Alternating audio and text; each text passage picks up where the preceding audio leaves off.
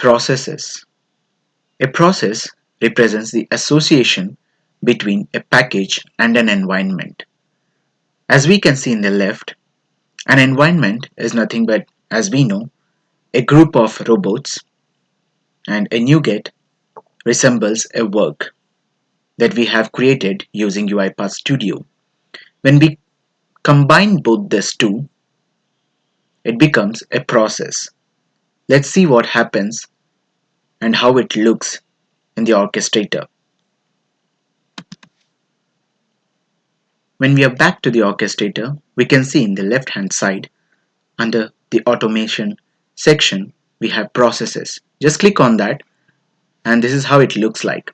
Because we don't have any processes right now, we can create it by just clicking on plus icon, and here there are different things that we have to be actually passing. The first thing is the package name. The package name was my bot, and we can choose the version, which version to use, and then we can choose the environment. For now we have only one environment, that is my underscore environment. If we had two or more environments, we would have been able to see in this drop down box.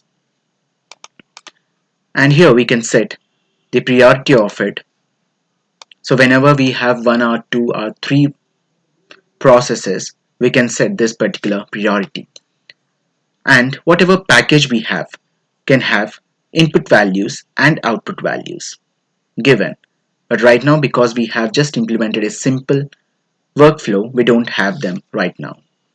Once that is done, you can just click on create. So this will be able to create your flow, the process. See, right now the version is 1.0.3. So whatever we have in the packages, we can see that. So here also, if I just go and look at the versions available, so this is the latest version that we are using in processes. What happens if I just make some changes right here? Say I have changed it to some exclamations, and then I save it and then publish it. Click on publish.